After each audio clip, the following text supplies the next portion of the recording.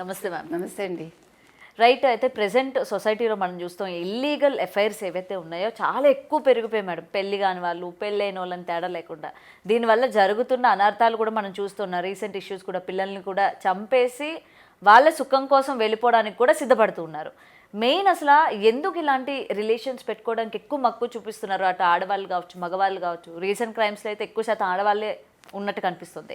ఎలా చూడొచ్చు అంటారు దీన్ని? అంటే ఇది ఎలా చూడాలో కూడా అర్థం కావట్లేదు, సిన్సియర్గా చెప్తున్నా.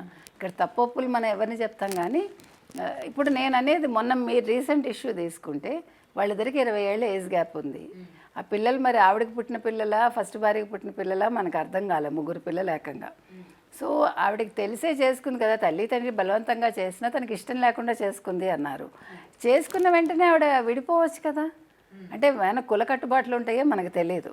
మీకు కొన్ని చోట్ల అది ఉంటుంది కదా. కుల కట్టుబాట్లలో ఏంటంటే కొన్ని కులాల్లో వాళ్ళు విడిపోనివ్వరు. నాకు రీసెంట్గా కూడా ఒక 1 year 2 years బ్యాక్ నాకు ఒక టైలర్ అమ్మాయి ఉండేది, ఇంటికి వచ్చేస్తాను. ఒకసారి షీ వాజ్ క్రయింగ్ అనమాట నా దగ్గరికి వచ్చినప్పుడు. ఏమైంది అంటే వాళ్ళ ఆయన బాగా హెరాస్ చేస్తాడు. నేను మరి ఏంటి సొల్యూషన్ అంటే, లేదండి నేను విడిపోదాం అనుకున్నా, మా అమ్మ నాన్న ఒప్పుకోలేదు, మా పెద్దలు కూడా ఇందులో కుల పెద్దలందరూ కూర్చోపెట్టి నువ్వు అలా విడిపోకూడదు, మొగుడు ఎలా ఉన్నా కూడా నువ్వు సరి చేసుకోవాలి. నేను ఇది చాలామంది దగ్గర విన్నానండి. సో ఇదొక రీజనా మనకు తెలియదు ఈ అమ్మాయి విషయంలో. సరే ఏది ఏమైనా మీరు చెప్పినట్టుగా వాళ్ళు ఏదో రీయూనియన్ 10th class రీయూనియన్కి వెళ్ళారు. అప్పుడు ఒక అబ్బాయి అమ్మాయి ఇష్టపడ్డారు వాళ్ళు, ఈ అమ్మాయిని ఇంకొక అబ్బాయి. సో మళ్ళా కలిశాక మళ్ళా స్నేహం చిగురించింది వాళ్ళకి, అంతవరకు ఓకే. కానీ ఆ పిల్లాడు ఈ పిల్ల ఇష్టపడినప్పుడు ఆ అబ్బాయి అన్నట్ట, నువ్వు నీ పిల్లల్ని చంపి రాగలవా అని అడిగట. అసలు ఆ క్వశ్చన్ ఏంటండి, అక్కడ అలా అడిగినప్పుడే ఆ అమ్మాయి వెంటనే అతను వదిలేయాలిగా. నేను అనేది నీకు అతని యాటిట్యూడ్ అర్థమైందిగా. అంటే ఒకలాంటి క్రుయల్టీ అతనిలో ఉందని నాకు అనిపించింది. ఇప్పుడు నువ్వు వస్తే రా, నీ పిల్లల్ని వదిలేసి రా అంటే అది వేరు, తప్పులేదు. లేదు నువ్వు పిల్లల్ని వదిలి రాగలవా అంటే, నువ్వు ఇన్ని సంవత్సరాలు పెంచుతున్నావు కదా, ఆర్ యూ ఏబుల్ టు అంటే అది వేరే విషయం. అలా కాకుండా నువ్వు నీ పిల్లల్ని చంపి నువ్వు రాగలవా అండంలోనే ఉంది కదా అంత. అంటే అప్పుడు ఈ అమ్మాయిదే తప్పు నన్ను అడిగితే. ఆ పిల్లాడు అలా అడిగాడంటే అతను ఎలాంటి వాడు ఈ అమ్మాయికి అర్థమై ఉండాలి, అతని యాటిట్యూడ్ సరిగా లేదని. కానీ ఆ మోహన్లో అమ్మాయి ఈ పిల్లల్ని చంపేసింది. ఆ చంపడం కూడా ఎట్లా చంపిందండి, ఎంత దారుణంగా. భర్త రాగానే కడుపు నొప్పి అని నాటకం ఆడి అప్పటికే పిల్లల్ని ఒక తువ్వాలతో చంపేసింది. అసలు ఒక పిల్లాడిని చంపినప్పుడు ఇంకొక పిల్లాడో లేవకుండా ఎలా ఉన్నారు నాకు అర్థం కాల. అంటే ఇంకేదైనా తాగించింది ఆవిడ. నిజంగా అది మనకి ఆశ్చర్యంగా ఉంటుంది కదా. మీరు ఒకళ్ళని చంపుతూ ఉంటే రెండో వాళ్ళు కదులుతారుగా, ఎంత నిద్దట్లో ఉన్నా. ఇతను మూలుగడం అరవడమో చేస్తారు కదా. కానీ అప్పటికే పెరుగన్నం పెట్టింది కాబట్టి పెరుగన్నంలో ఏదైనా కలిపి ఉండాలి, maybe we don't know. So అందుకని ఈజీ అయిపోయింది ఆవిడకి. అయిపోయాక ఆవిడ భర్త రాగానే కడుపు నొప్పి డ్రామా ఆడి హాస్పిటల్కి వెళ్ళి, హాస్పిటల్లో అక్కడ ఏది లేదని చెప్పారు. కాదు నాకు ఏదో ఫుడ్ పాయిజనింగ్ అయిందని చెప్పింది. అంటే ఇది ఎందుకు ఆవిడ అట్లా నాటకం ఆడాల్సి వచ్చిందంటే, నెక్స్ట్ ఈవిడకి ఫుడ్ పాయిజనింగ్ అని చెప్పారనుకోండి, ఆ పిల్లలకు కూడా ఫుడ్ పాయిజనింగ్ అయింది, వాళ్ళు అలా చచ్చిపోయారని చెప్పడానికి అదొక డ్రామా.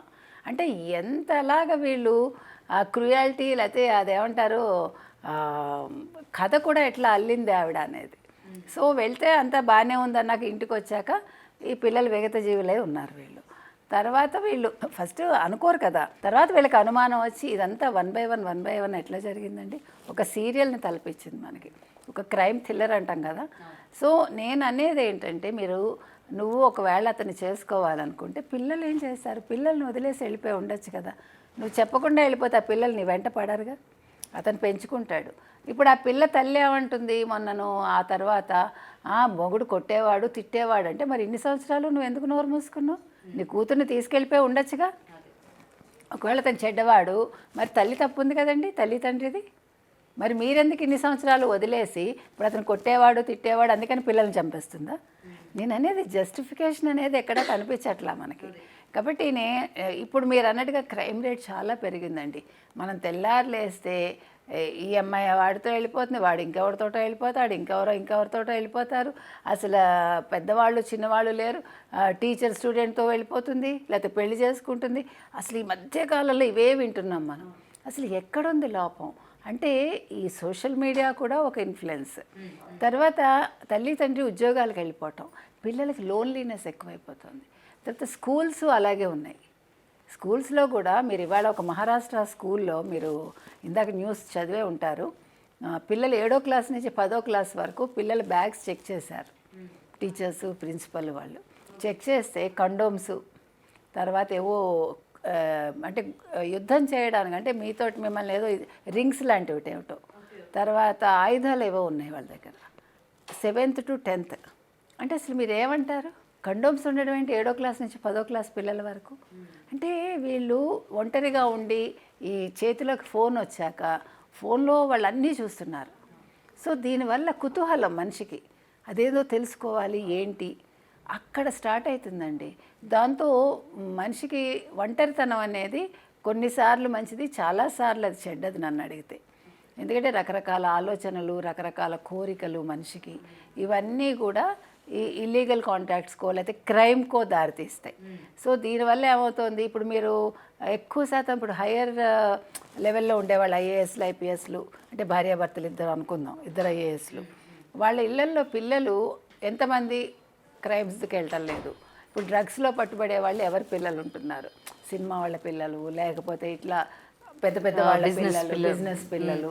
ఎందుకంటే too much of money, too much of luxury, too much of loneliness, ఇవన్నీ కూడా కారణం అవుతాయండి. ప్లస్ అడిగేవాడు ఉండడు, ప్లస్ మమ్మల్ని పట్టుకున్నా కూడా నా వెనకాల మా వాళ్ళు ఉన్నారు, ఈజీగా బయటకు రావచ్చు. సో అదొక రకం. ఈ కింద కింద వాళ్ళల్లో ఏమవుతుందంటే భర్త ఎక్కడో పనిచేస్తాడు, భార్య ఎక్కడో ఉంటుంది, లేదు వీళ్ళు ఎక్కడికో పని కోసం వెళ్తారు, వెళ్ళిన చోట ఏమవుతుంది, ఎవడో తగులుతాడు. మొన్న కూడా నిన్న అనుకుంటా వాడెవడో తగిలాడు, వాడు చంపేశాడు. వాడే ఇప్పుడు ఇంకొక రకం ఏంటంటే తల్లిని పట్టుకుంటాడు, తల్లితో పాటు పిల్లని పాడు చేస్తున్నాడు. అంటే వీళ్ళు ఆ టెంపరీ ఇదిలో తల్లులు కూడా సహకరిస్తున్నారు కొన్నిసార్లు. అంటే ఎంత తప్పండి అసలు. అంటే మనం ఎంత దిగజారిపోతున్నాం మానసికంగా. అంటే ఒక శరీర సుఖం కోసం మనం ఎక్కడికి వెళ్తున్నాం? ఈ రిలేషన్స్ అనేవి ఒక కుటుంబ వ్యవస్థను ఎట్లా చిన్నాభిన్నం చేస్తున్నాయి. అసలు మనం ఎక్కడి నుంచి ఎక్కడికి వచ్చామండి? ఒక అనాగరిక సమాజం నుంచి మనం ఒక నాగరికత అనుకుని మన కుటుంబ వ్యవస్థ ఏర్పాటు చేసుకుని రకరకాలుగా మనం వచ్చాక దీన్ని మళ్ళీ మనం ఇవాళ చిన్నాభిన్నం చేసుకుంటున్నాం. అవునా కదా? అంటే ఇప్పుడు ఈ ఇల్లీగల్ కాంటాక్ట్స్ వల్ల ఏం జరుగుతోంది? ఇప్పుడు రిలేషన్స్ కూడా మారిపోతున్నాయిగా. మొన్న చూసానండి, మొన్ననా తల్లితో అక్రమ సంబంధం కొడుక్కి. What is this nonsense? Where we are going?